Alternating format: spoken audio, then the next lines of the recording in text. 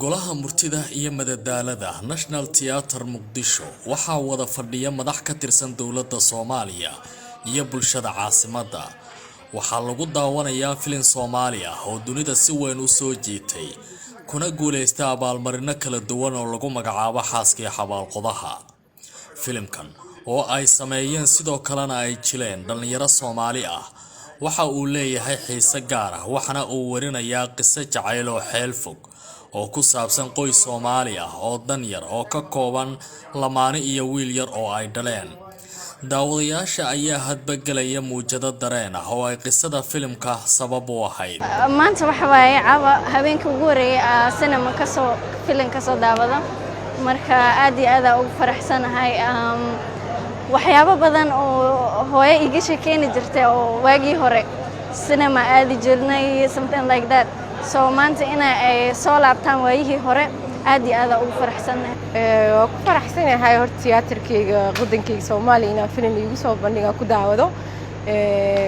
filimkii ugu horeeyaan imaada ka soo daawadana waaye waxa dhigi karaa waa wadankii horumarna u sameeyay.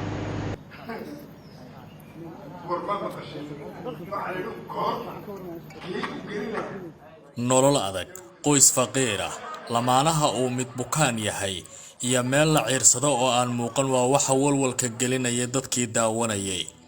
golaha murtida iyo madadaalada 30 sano kadib sanadkan oo kaliya markii labaad ayaa lagu soo bandhigay filim Soomaali ah. maamulka xaruntan ayaa soo u arka in lagama maarmaan ay tahay in fursad la siiyo dhalinyarada hal abuurka leh ee Soomaaliyeed si hibadooda ay u soo bandhigaan. caawa National Theatre waxay u tahay habeen kale oo farxadeed. caawa waxaan halka ku daawanay filimkii labaad wuxuu soconayay daqiiqado 1 saac iyo 20 daqiiqo laakiin dadku waxay maleynayeen wax oo nus saac iyo 45 daqiiqo wax socday iyaga uu rabo sida hadda dareenkeen hal mar uu soo wada jiitay inagoo filimkii daawanayna ay hal mar daqiiqadii 1 saac 20 meesha ku dhamaadeen. waa dareemi kartaa marka macnaha iyo xiisaha gaarka ee filimku uu lahaa.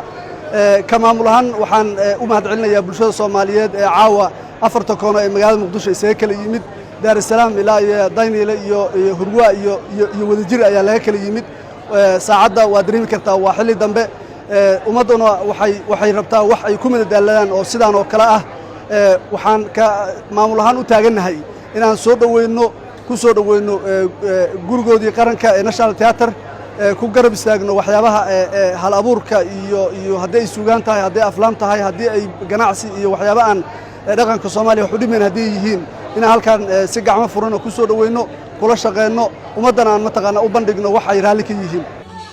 wasiirka wasaaradda warfaafinta Soomaaliya Cismaan Abuukar Dube ayaa ku tilmaamay tallaabo qurux badan in la soo saaro aflaan ka turjumaysa Soomaalida kana waramaysa.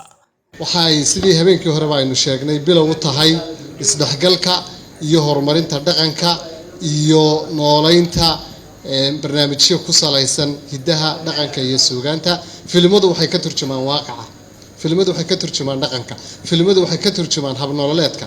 filimkan waxay ugu tagi doontaan xiise aad u badan oo ka waramaya duruufaha maalinlaha ayna haysta. filimo badan baynu daawanaa ajnabiga. filimka Soomaaliga uu ka xeel dheer yahay, ka macna badan yahay, ka qoto dheer yahay. waxaan rajaynayaa habeenada soo socdana in laga faa'iidi doono filimo kalena ay hordhac u noqon doonto. daawasho wanaagsan, ka soo qaybgal wanaagsan iyo guul iyo horumar.